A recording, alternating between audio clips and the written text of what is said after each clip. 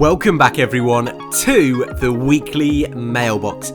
Your chance to ask me questions about anything you would like, whether that be Formula 1, Formula E, motorsports, anything in between. And as always, if you would like to submit your question for next week's episode, all you have to do is drop a comment in the comment section down below. Twitter, Instagram, whatever you fancy really. And today, I have picked out 5 of my favourite questions from the last week in the world of motorsport, starting off with question number 1, which comes from Dahuvpuri7890, asking, to what extent might Cyril Abitable's departure from Alpine impact the team's performance in 2021? Given that Cyril has been with Renault for such a long time and has overseen the development of the team since 2016. Thank you so much for your question, dude. And actually, this plays in so well with today's announcement that Alpine, the newly branded Renault team, have a new team principal, a new racing director in the form of Davide Brio. I don't think I quite nailed the pronunciation on that one just yet. We'll get there over the course of the season. But the ex-Suzuki MotoGP chief is moving over to Alpine in 2021 and will technically take over Cyril's duties with a few extra sprinkled in on top of that. But for the most part, he is coming in to replace Cyril Abiteboul. Now, we are already very aware of the big changes that are happening to Renault moving into Alpine over the course of this winter. And that's not just an on-the-surface name change and livery change. There's been a huge restructuring at Alpine, but also Renault as an entire company. And part of that is moving the Alpine brand into their own road vehicles, but also shifting that dynamic of the Formula 1 team to make it in line with what the company are wanting for the future. Any change in leadership always leaves so many questions throughout an organisation. Whether you're attending Grand Prix, what kind of role are you expected to have now in the present for this season, but also what kind of future prospects are you going to have with the team? All of that's going to change. Who are you going to be reporting to? How do we do things on a day-to-day basis? And for the time being, I would imagine the majority of systems will stay the same. But 6 months' time? 1 year's time heading into 2022, I think a lot of things will be different at the team. And actually how people within the team, the drivers, the engineers, other people within that leadership structure, how they adapt to those changes will be crucial to the future success of Alpine in Formula 1. I actually think Cyril Abiteboul has been quite good for Renault. I know that's not a popular opinion, and I don't think Drive to Survive did him many favours in that battle with Red Bull, with Ricciardo moving, with the Honda engine scenario. I don't think that did Cyril many favours at all. But I do think he's led that team in the right direction. He's taken them from a backmarker team in 2016, not that long ago. And he's taken them to podiums, 3 podiums in 2020. And I think if you compare that to McLaren and their issues in 2014, 2015, only now they're getting back to the front of that midfield. Renault have been able to do a very similar story, a very similar journey in a slightly shorter amount of time. Look how much praise there is for McLaren. I don't always see as much for Renault. And I think if Renault had 2 drivers on the level of Ricciardo this year, or at least that consistency of Ricciardo this year, I really do think they would have beaten McLaren. There are still issues.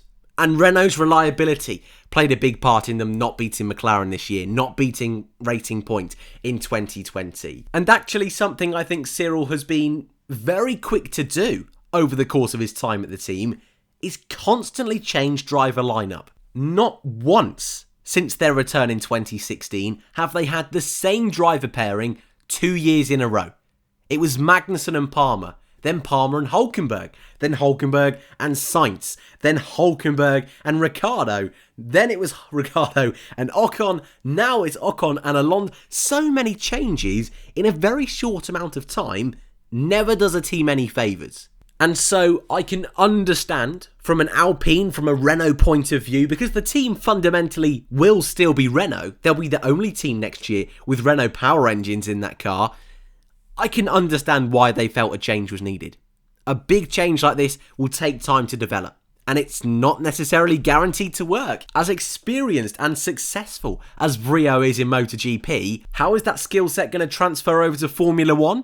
We're not going to find out until the season really starts to kick off. Probably won't really be able to understand until about 12 months, 2 years into the project with Alpine. It worked for Seidel.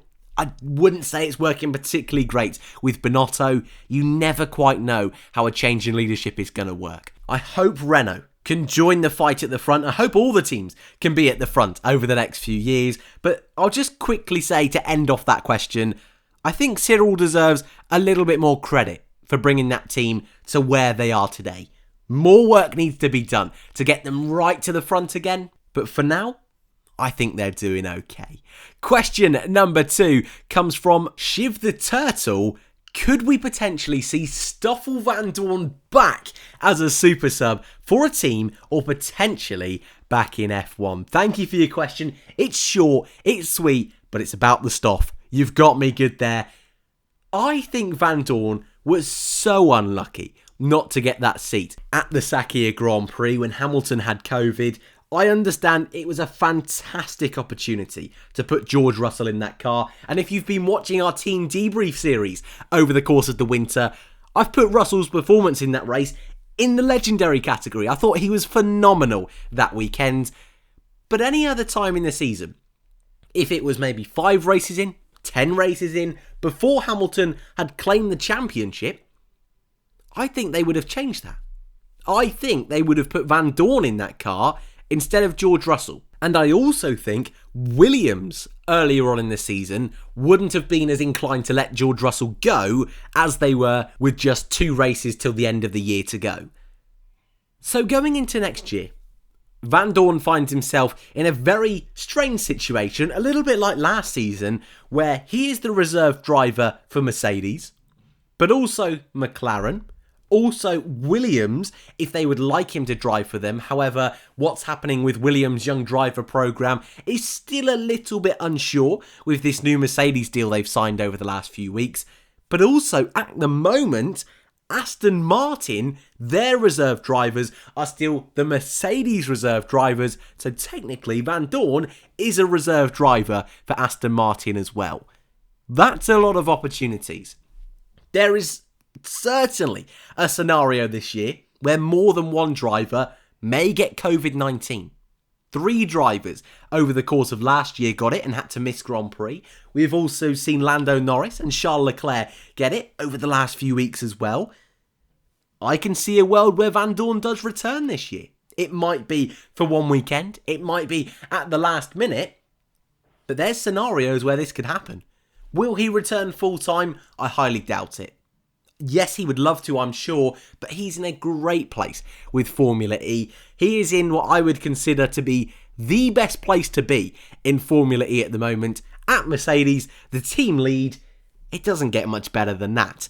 A Formula 1 seat is better than that, so I think if the opportunity comes up, he's going to grab that with both hands. But I think it will be due to COVID rather than a full-time seat. I think there's more experienced options and younger, more exciting options that people could put in their cars. Moving on then to question number 3 comes from Tui Bon. Since you are into Formula 2, what would be your dream F2 lineup from this year's 2021 potential F2 grid? You have to select one current F2 driver and one rookie. Love this. I was going to throw it in for our audience participation, so if you want to throw yours in the comments down below, I'll be looking through after the video, but I'll keep it short and sweet because at the moment there are still so many drivers that we have no clue whether they'll be driving in 2021. But what I will say, and I said it last week in the mailbox, there's 2 drivers I'm looking at to smash it. 3 drivers actually I'm looking at to smash it this season. It's Robert Schwartzman, Guan Yu Zhou and Christian Lundgaard. They're my 3 favourites for the title this year. Out of those 3, on my team, I want Robert Schwartzman. He had such a cool head under so much pressure last year, and I think if he got just a slight little bit more lucky last season, he could have been champion. Schwartzman is in my team. In terms of the rookies, we have so many. Almost too many to count from. Zendelli, Piastri, Lawson is moving up the Red Bull Junior. Teo Pourchaire looks like he could get a full-time drive. Logan Sargent, I'd be very surprised if he didn't get a seat. So many coming up. but there is one driver I've not quite mentioned yet, and technically he has raced in F2 before, but it's going to be his full rookie year. He's technically a rookie. I'm going with Jüri Vips in that other car. The Estonian man, I think, is awesome. I think it's criminal he's not been in F2 for the last years anyway. I don't know why Red Bull haven't done it. They finally pulled the trigger. I think he's a very special talent. So Robert Schwartzman and Jüri Vips in my Formula 2 lineup. But I'd love to know yours in the comments down below. Question 4, our penultimate question for today's mailbox, comes from Nikolai Berm. Do you feel we got to see the very best of Kevin Magnussen? And what do you feel he could have done in a race-winning car like a Mercedes or a Red Bull? Thank you for your question, dude. Of course, I was so lucky. I know I keep dropping this, but I still can't believe it. I got to speak with K-Mag himself with 2 rounds to go this year at the Sakhir Grand Prix. And he was so looking forward to this year moving to IMSA. But more importantly, was elated. I mean, beaming. Talking about the Indy 500. Something I was able to ask him is, do we think we could see him there in the next couple of years? And he said, definitely. He would be so disappointed if he didn't have the chance at a full-time seat in Indy. I think that's where his heart lies. And so I really do feel he's come to terms with the fact his F1 career is over. And from my very brief interactions with him, I do feel he was a little disappointed how it's come to an end, how sudden it's come to an end, what a brilliant asset he has turned into for Haas, and that they're letting him go. I think we have seen some moments of brilliance from Kevin Magnussen over his time in F1, but I don't think we've seen the very best of him. And actually, in some terrible cars over the last 2 years, he's been able to pull off some ridiculous feats. That Monaco qualifying lap a couple of years ago, P5 for Haas at Monaco. Come on. That's pretty cheeky indeed. New fans probably have no clue what I'm on about. Probably think I'm talking nonsense. But I do think there was more from Kevin. He was a driver that would 100% any day of the week get those elbows out and really prove what he's worth. I think he's going to be a big loss for Formula 1. What could he have done in the Mercedes or Red Bull? I'm not too sure it's world champion level. A few years ago, I would have said maybe. But looking at how Bottas has really struggled up against Lewis Hamilton, I think K-Mag would have been in a similar realm to Valtteri, but certainly would have been a race winner, multiple podiums, and would have been so much fun at the front of F1. And actually, I think if he was in a top team, he would be one of the most popular drivers on the F1 grid. I think he would have really warmed people over with how aggressive he is. Look at Verstappen, Schumacher, Alonso, Hamilton at times, Rosberg in his day. People love those characters that really want to fight, really want to push hard for it. And there's no doubt K-Mag would have done that. No doubt there would be crashes at the front of the field, which really would have spiced up a few championships. So I'm mega disappointed he's leaving the grid. But fingers crossed, I doubt it, but fingers crossed we see him back in F1 in the future. And finally, our final question, our audience participation question. The question I flip around, send it back to you guys. Let me know your answers in the comment section down below. But this week it comes from Hugh, who asks, if you could bring back one F1 team that hasn't been on the grid in the last 10 years, who would you choose? What will they be powered by and why? Thank you for your question, dude. So many to choose from. So many incredible names. So I'm looking forward to seeing plenty of those in the comments down below. I'd love to go Jaguar. I've always said Jaguar in these kind of questions, but the main reason I said Jaguar was for that racing green livery.